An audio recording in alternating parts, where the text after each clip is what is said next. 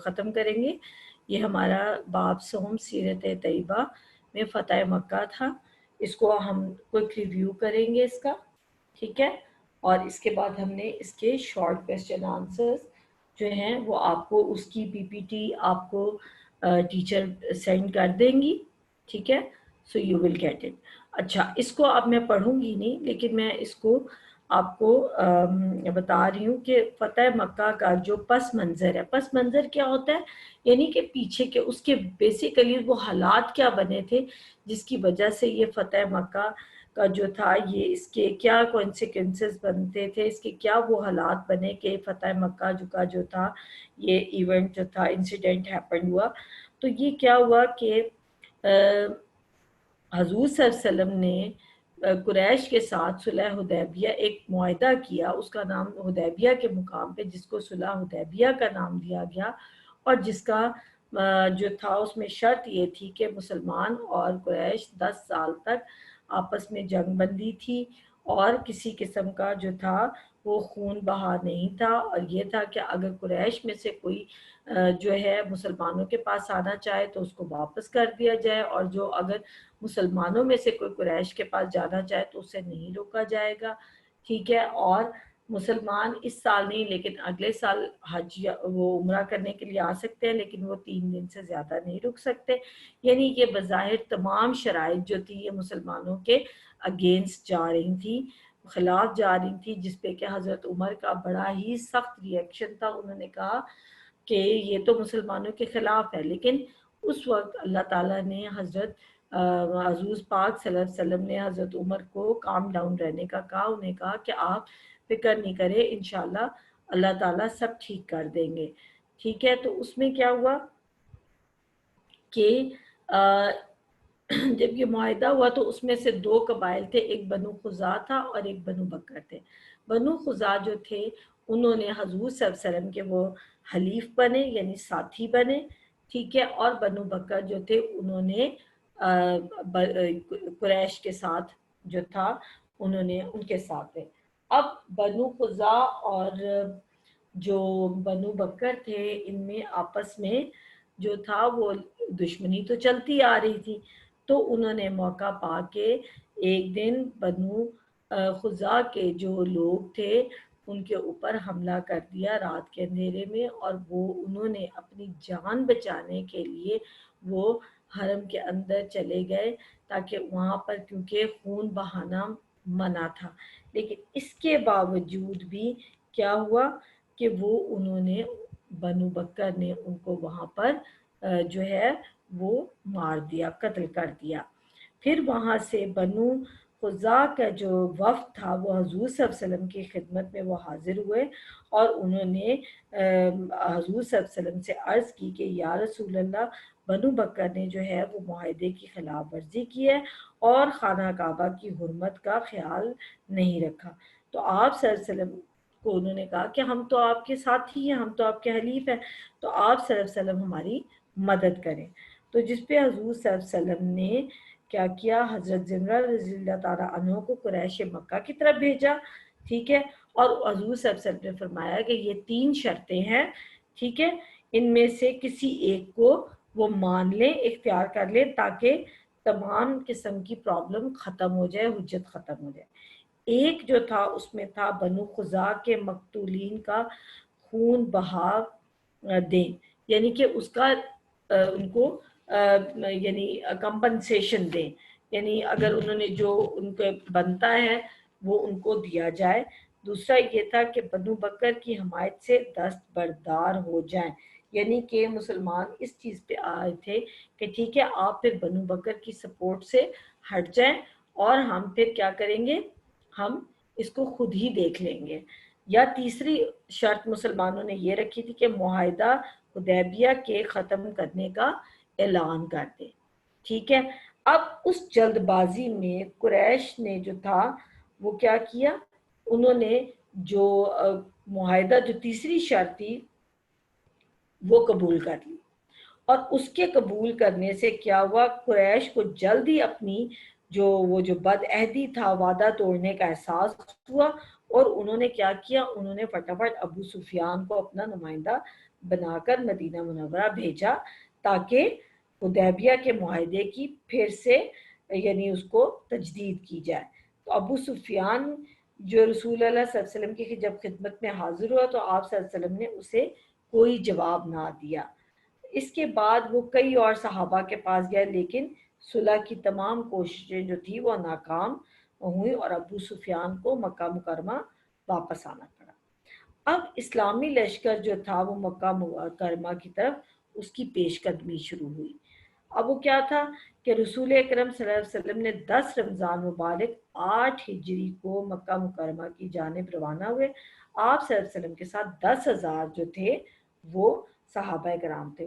حضرت عباس جو کہ حضور صلی اللہ علیہ وسلم کے چچا تھے وہ ابھی تک مکہ مکرمہ میں مقیم تھے، تو وہ اپنے اہل و عیال کے ساتھ ہجرت کر کے مکہ سے مدینہ کی طرف جا رہے تھے، ٹھیک ہے۔ لیکن وہ جو ہے حجفہ میں رسول اکرم صلی اللہ علیہ وسلم کی خدمت میں وہ حاضر ہوئے، تو رسول اکرم صلی اللہ علیہ وسلم نے انہیں ہدایت کی اور کہا کہ اپنے اہل عیال کو مدینہ منورہ بھیجو اور خود آپ لشکر میں شامل ہو جائیں، ٹھیک ہے۔ اس طرح انہوں نے جو ہے وہ بیٹا یہ آپ کے اس میں پرابلم ہوگا، نیٹ میں کوئی پرابلم ہوگا، ورنہ میری آواز تو میرا خیال ہے میں تو بالکل صحیح اس پہ بول رہی ہوں، تو آپ کے پاس اچھا۔ پھر حضور صلی اللہ علیہ وسلم نے اپنا اس طرح سفر جاری رکھا، ٹھیک ہے، اور آپ صلی اللہ علیہ وسلم کا آخری پڑاؤ جو تھا وہ مزران کی طرف تھا، ٹھیک ہے، جو کہ مکہ مکرمہ سے 1 کلومیٹر کے فاصلے پر تھا۔ یہاں پہ لکھا ہوا ہے تھوڑے سے فاصلے پر تھا، لیکن یہ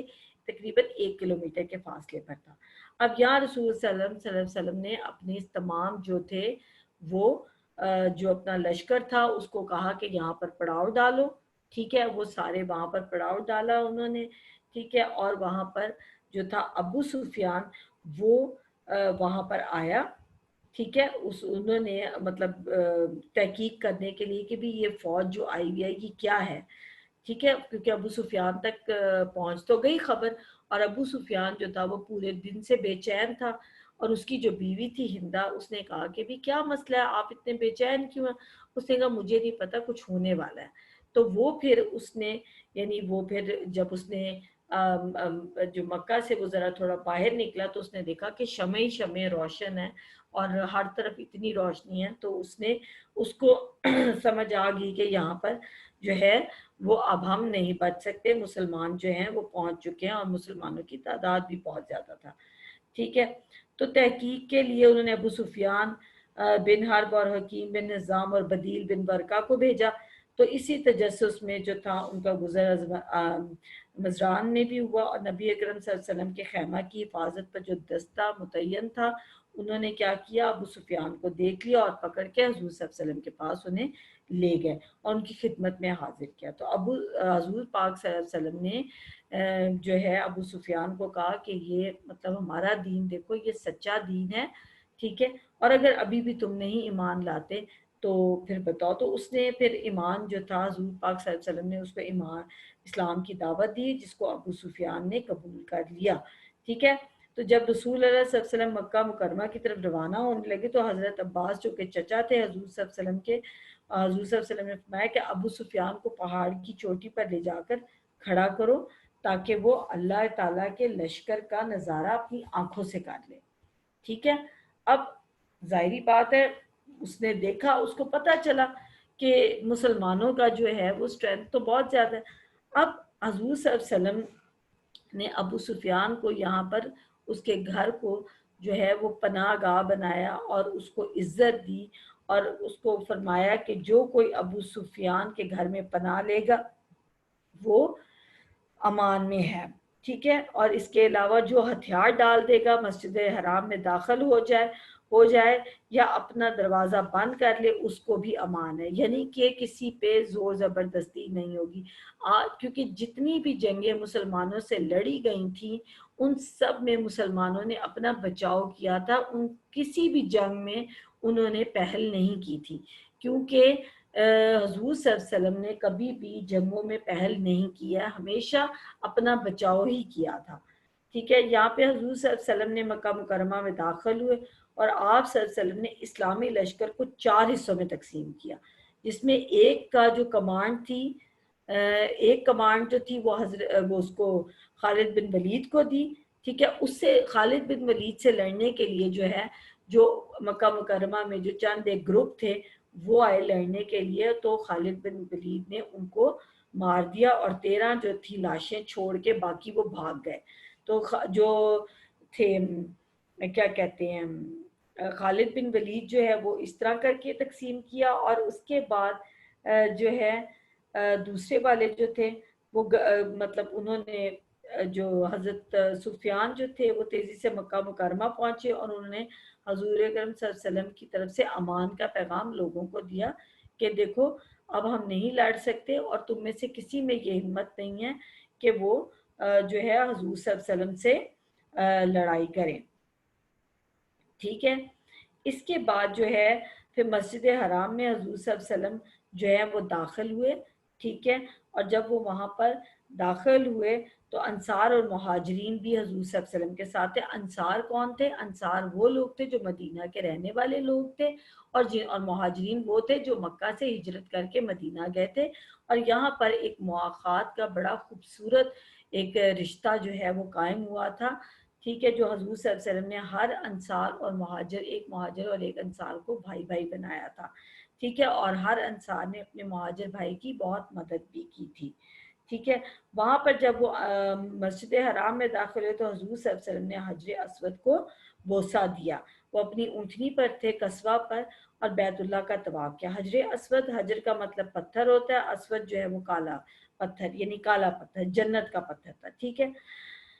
اور بعد میں حضرت عثمان بن طلحہ جو ہے خانہ کعبہ کی چابی جو ہے انہوں نے حضور صلی اللہ علیہ وسلم کو دی، اور اس وقت آپ صلی اللہ علیہ وسلم کے ہاتھ میں ایک کمان تھی۔ کمان وہ ہے جس سے تیر نہیں چلاتے، تو کمان ہے، وہ کمان تھی۔ تو حضور صلی اللہ علیہ وسلم نے وہاں پہ جو 360 بت تھے ان بتوں کو توڑ دیا، پاش پاش کر دیا، ٹھیک ہے، اور آپ صلی اللہ علیہ وسلم ان کو ٹھوکر مارتے جاتے تھے، ان کو توڑتے جاتے تھے، اور ساتھ ساتھ فرماتے جاتے تھے کہ حق آ گیا اور باطل مٹ گیا، یعنی باطل، کفر، جھوٹ، جو بھی اس کو کہیں، حق آ گیا اور باطل مٹ گیا، بے شک باطل مٹنے ہی والا تھا۔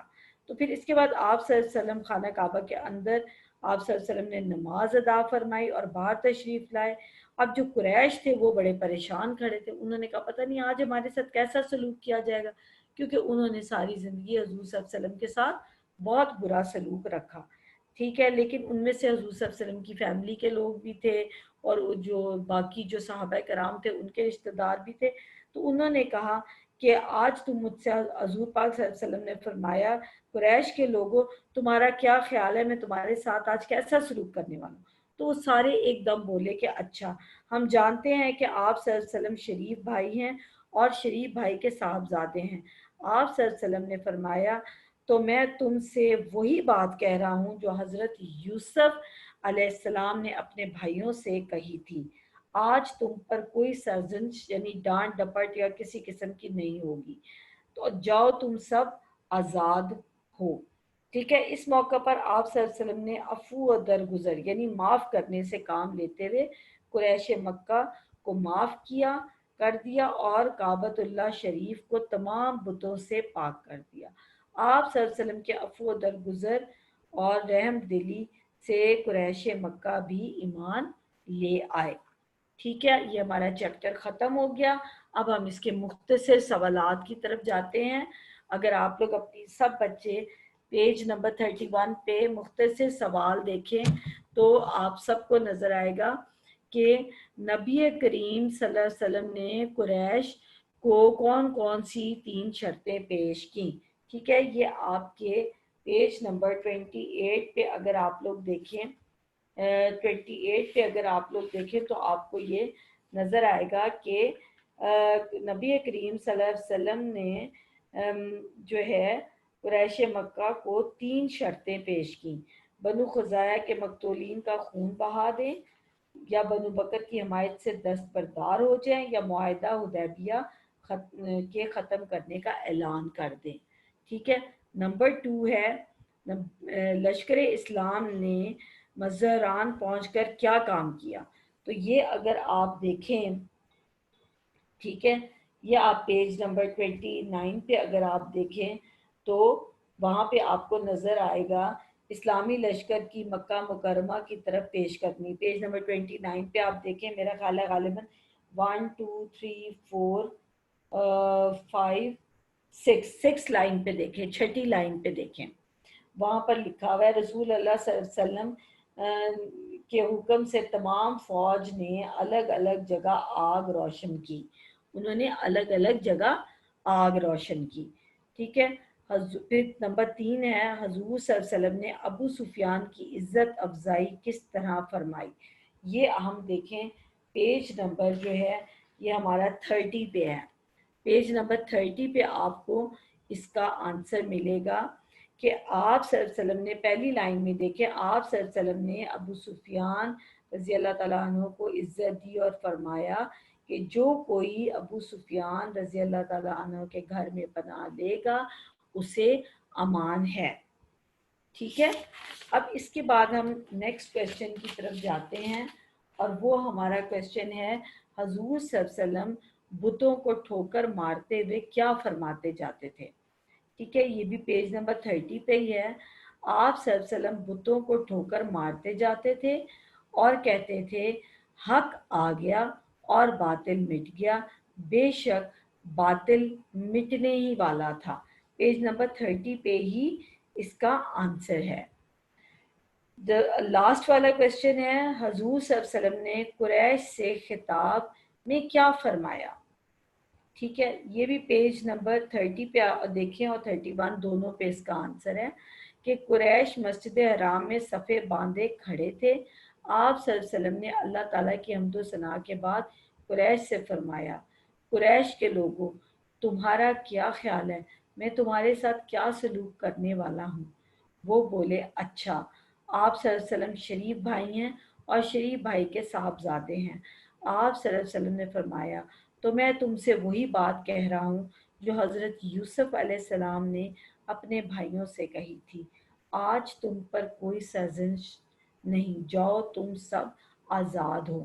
یعنی یہ سارے کویسچن آنسرز جو ہیں یہ آپ کو ٹیچر آپ کو انشاءاللہ آج آپ کو بھجوا دیں گی. ٹھیک ہے. اور یہ سب کے سب کام دیکھیں چاہے خالی جگہ پر کریں اور جو درست جواب پر ٹک کرنا ہے وہ تو آپ نے بک پہ ہی کرنا ہے، وہ آپ نے کاپی پر نہیں کرنا. جو خالی جگہ پر کرے ہیں اور جو ٹک کرنے ہیں صحیح جواب وہ بک پہ صرف آپ نے جو یہ شارٹ کویسچن آنسرز ہیں یہ آپ نے کاپی پر کرنے ہیں. وہ آج آپ کو جو ہے ٹیچر آج آپ کو واٹس ایپ گروپ میں سینڈ کر دیں گی. ٹھیک ہے. وہ آپ نے اپنی نیٹ کاپی پر کرنا ہے. ٹھیک ہے. آپ سب بچوں نے کسی بچے نے بھی اس کو اس طرح نہیں اس کو سب یونی کرنا. ٹھیک ہے. تو وہ آپ نے اپنی نیٹ کاپیز پر کرنا ہے. ٹھیک ہے. اور باقی جو میں نے جو ہے خالی جگہ پر کریں اور جو درست جواب ہے ان کے میں نے آپ کو وہ بھی میں نے ٹک مارک کر کے میں نے آپ کو بھجوا دیا تاکہ آپ اس کو دیکھ لیں. اب اس کے بعد ہم دیکھتے ہیں کہ ہم کون سے چیپٹرز ہم آپ کے لیے سلیکٹ کرتے ہیں. ٹھیک ہے. انشاءاللہ منڈے سے ہم اپنا ایک نیا جو ہے چیپٹر ہم سٹارٹ کریں گے. ٹھیک ہے. اور اب اس میں سے آپ میں سے کوئی بچہ اگر کوئی کویسچن پوچھنا چاہتا ہے تو پلیز مجھے بتائیں.